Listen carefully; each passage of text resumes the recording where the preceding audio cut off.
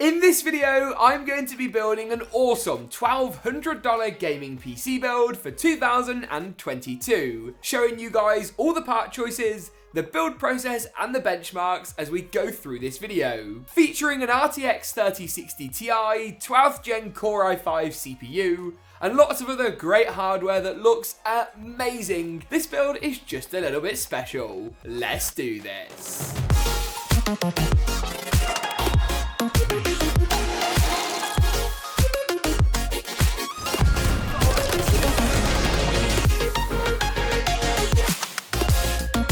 Ebuyer is your one-stop shop for great deals on technology and gaming hardware here in the UK.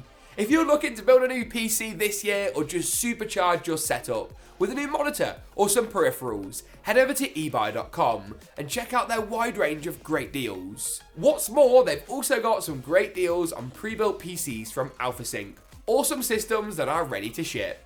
Check them out at the link in the description below. We're going to kick things off by taking a look at the motherboard first of all, and installing as many parts into the board as we possibly can. Your motherboard is the component which connects all your other parts together, and this Asus Prime B660M AD4 choice is a great board for 2022. Sitting on Intel's cheaper B660 chipset, you can learn more about Intel chipsets in our recent web article. It provides plenty of features that we're going to need. Gen 4 SSD support, 4 RAM DIMM slots, and crucially, support for Intel's latest 12th gen CPUs. And 12th gen CPUs we have used, Intel's i5-12400F to be precise. Something Intel have done with their latest chips is made such massive gains that an i5 from yesteryear is so different to an i5 today. This gives us performance that resembles more an i7 from the last generation, allowing us in a build like this to save a bit of money on our CPU over what we would have paid a year or two ago. With plenty of Intel's latest performance and efficiency cores, really competitive clock speeds, and an overall very efficient package, it's going to be an awesome choice. Take your processor out of the protective packaging and then locate the triangle in the corner. For us, it's in the very bottom left-hand corner of the CPU. We're then going to take our CPU socket, which is this thing right here, and we're going to pull up the retention arm. The socket will then fold out from the bottom, the CPU drops into place, lining the triangle on the processor with the triangle on our motherboard socket cover. That's this black thing right here. We're then able to pop the retention arm down, and our socket cover will remove itself nice and easily. Pop this in your back pocket for later, in case you have to RMA your motherboard or anything like that, but in all likelihood, you're not going to need it again. A few moments later.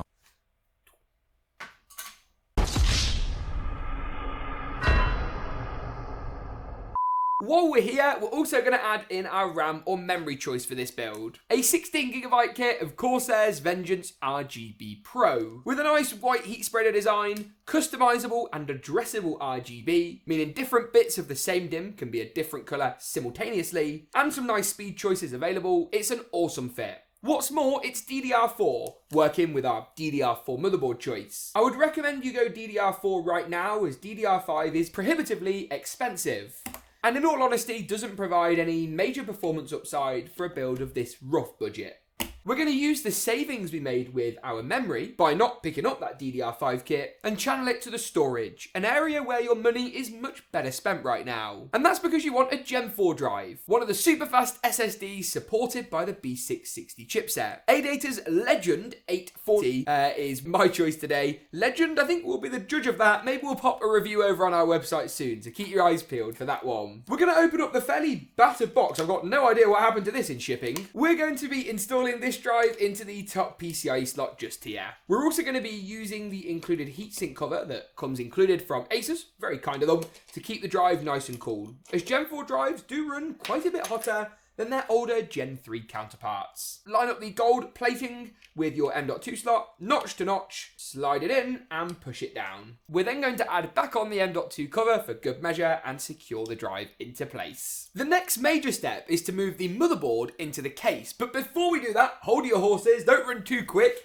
We're going to have a look at the CPU cooler, as I think there's some elements of the installation that we can prep now. Now you might be wondering, James, this looks like a 240mm liquid cooler, and yes, it is, you'd be right. But isn't that a bit overkill for a build where CPU overclocking's not really in the picture? Sort of. Here in the UK, this cooler's down to like £65 or something ridiculously cheap, And the US prices also look good. If you can pick up a cooler like this for around about $70, go ahead and do it, because it will make the system nice and quiet, help to fill out the case, and give us more RGB to really spruce the aesthetics of our build-up. Now, there isn't a great deal that we can actually do at this stage, but there are one or two things I would like to look at. The first is this. This right here is our backplate. Now, this is comprised of a solid side, which is facing away from the motherboard, and what I call a scaffolding side, which we're going to butt up to the rear. We've then popped these 4 silver posts through each corner, and these are held on by plastic stoppers. Let me just show you. If we take off the plastic stopper, the post then becomes free and comes out. So you want to pop this in, then add your black plastic stopper over for each corner, as I say, with the solid side facing away from the pins. We're then going to flip the motherboard over,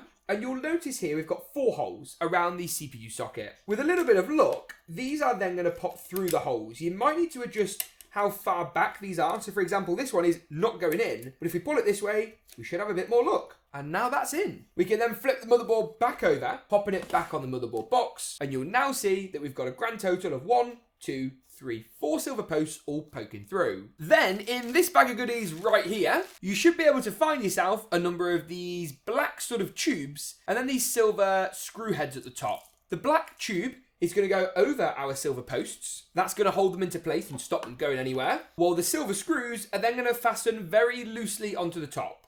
The reason I say loosely is because we're going to take them off in a moment when we actually add the cooler in. These are what will stop the cooler from going anywhere, with the backplate providing all the support to actually hold the cooler onto your motherboard without damaging anything. That is a nice bit of prep for the CPU cooler and will make our lives a bit easier later. After we've looked at our next component, the case. Lian Li's Lancool 215. This case is a really appealing option in lots of ways. With Lian Li's signature sleek and simple design language, loads of airflow at the front, included RGB fans with an RGB controller too, nice to see, lots of dust filters, big tempered glass side panel, really nice white aesthetic. It ticks so many boxes. It's also not absolutely gigantic either, meaning for our build today, it should look really quite nice. What I'm going to do is I'm going to pick the case up and I'm going to lay it flat on its back.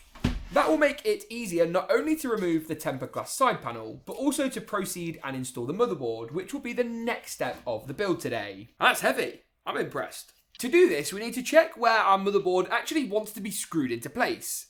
And you can do this by locating all of the standoff holes. We need these to match up with the standoffs already installed in the case, and if they don't line up, they need to be moved. Taking a quick glance, the 3 at the top are all A-OK. The 3 along the middle also look good, but the 3 in the bottom are in the wrong place. We need to add 1 in here and 1 here. That's because we're using a smaller micro ATX board, which might seem like an odd decision again, but with all the slots and expansion we need, it saves us some money and gives us more room in the build. Perfect for a first-time builder. Plus, with our radiator and stuff going in, I've got a sneaking suspicion it won't look out of place either. Go ahead and move those standoffs, clip in your motherboard's rear I/O shield, then slide and screw the motherboard down. Nice and easy, step by step.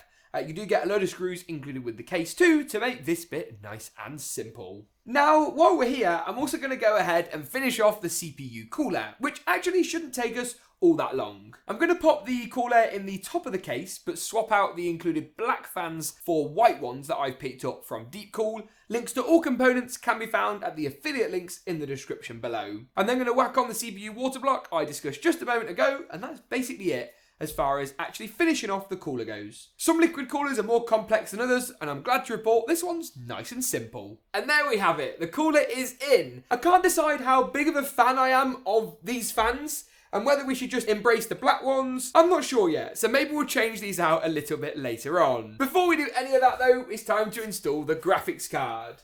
And this right here is Nvidia's RTX 3060Ti. Now, it's a matter of fact that GPU prices are falling, and cards like this 3060Ti are more readily available than they ever have been in the last, well, since they launched in September of 2020 onwards. With heaps of CUDA cores, loads of raw gaming power, the 3060Ti is an immense card for gaming at 1080 and 1440p. Heck, even a bit of 4K if you're feeling super adventurous. We'll be looking at performance numbers in a bit more detail later on, but for now, let's install this beautiful Founders Edition, which with its much lighter colour scheme, I thought would be a better fit for our build today. I mean, it's not quite white, but it's definitely not a gunmetal grey or anything dark.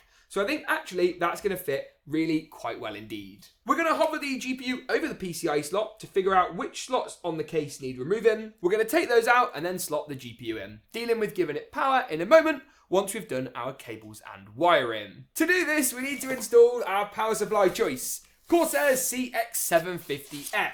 Now this is an awesome selection for the build today, with plenty of power to keep our 3060 Ti juiced up, and, wait for it, it's got white cables. Oh yes, it's going to match with our white colour scheme. Building a system with a white theme is actually harder than you would think. The cooler is a great example of that, but I think we've done a pretty good job and it doesn't look too bad. If you wanted to be really sneaky, and I might do this later, we could move the cooler to the front of the case and just keep the white fans at the top. I think that might be a better option. But I'm getting ahead of myself. We haven't even got the thing powered up yet. In terms of which cables we're going to install, a 24-pin motherboard power cable is at the forefront of our selection and gives our motherboard power. SATA is next up. This gives our RGB hub any of the power it needs. A dual 6+2-pin PCIe power adapter is for our GPU. That's actually going to go into a dongle that then goes into the graphics card. Thanks, NVIDIA. And of course, one of these, a 4+4-pin CPU power cable. Pop all of these into your power supply, screw that into the rear of the case, and then plug up your CPU, motherboard, and GPU power connections, a little something like so. And once that's done, the build portion of this video is basically complete. But don't go anywhere, because we're going to test out the performance in just a moment's time. After, of course, an epic glam montage where we see just how good this build looks. I'll see you in a second, but first, roll that montage.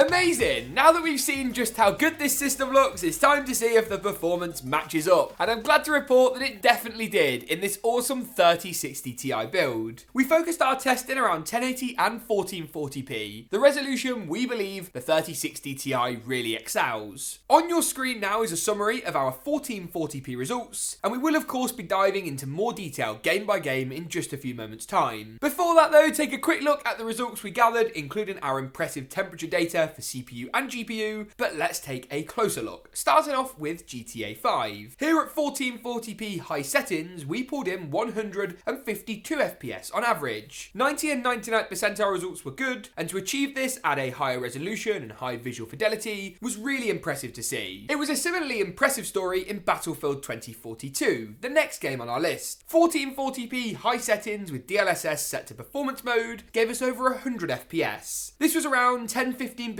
more than without DLSS enabled, showing that the AI-backed resolution scaler really does give us that extra leg up when it comes to frame rate. Moving on to COD Vanguard next, here we tested at 1440p high settings. We pulled in exactly 110 frames per second, perfect for those of you looking for obviously more than 60 FPS, nearly double in fact, and over 100 for more competitive gameplay ability. Remember, the higher the frame rate, the bigger advantage you're going to have in some of the latest titles. Our next game though is a title where frame rate doesn't really give you that much advantage. As to put it simply, racing titles don't quite require that fast reaction time. It is of course Forza Horizon 5. 1440p using the ultra settings preset yielded over 90 frames per second on average. Now to be clear, we could have tested at 1080p and surpassed 120 frames, but honestly there's no point. 1440p is way more valuable than 1080p in a game like Forza Horizon 5, which is why we focused our testing in this way. Next up is Halo Infinite. We tested Halo Infinite at 1440p high, and this time achieved just shy of 95 FPS on average. The 90th and 99th percentile results were pretty consistent too, with 86 and 73 for the 90 and 99th percentiles. Halo Infinite looked amazing at 1440p once again, and if you're after more like 120 FPS, drop down to 1080, and you're sure to be pretty pleased. Moving on to Apex Legends next up, here we tested at 1440p high settings, and this time pulled in 138 frames per second. This was a really solid result considering Apex often caps out around the 140-150 mark and gave us some really solid results. 127 and 109 for the 90 and 99th percentile results rounded out a really nice spread, and Apex performed very well. We also tested out Valorant, flipping the tables a bit to a game that's undoubtedly easier to run. Here we managed to achieve 402 frames per second when testing at 1440p high settings, with 377 and 340 for the 90 and 99th percentiles. If frame rate's what you're after, Valorant is certainly the game for you, and the title looked awesome. The penultimate game we tested out was of course a little bit of Fortnite, before we wrap things up with COD Warzone. Here at 1080p competitive settings this time, which is when you tune all those visual fidelities down to low, but set the render distance to far, and we managed to bring in over 230 frames per second on average. Impressive stuff. 204 and 180 for the 90 and 99th percentiles show consistently solid results, with all of our frame rate data gathered as usual with MSI Afterburner's Reaver Tuner. Finally, to wrap things up, we tested out COD Warzone. Warzone at 1440p high, and we managed to pull in just shy of 100 frames per second. 97 FPS to be precise. Once again, if you want 130 FPS or so, 1080p is where you want to look. But for us today, 1440p was just the ticket. This game, like all of them, looked really fantastic and showed this build's awesome legs when it comes to 1440p gaming. And with that, that pretty much wraps it up. Make sure to drop a like rating if you did enjoy. Thanks for tuning in, and as always, we'll see you in the next one.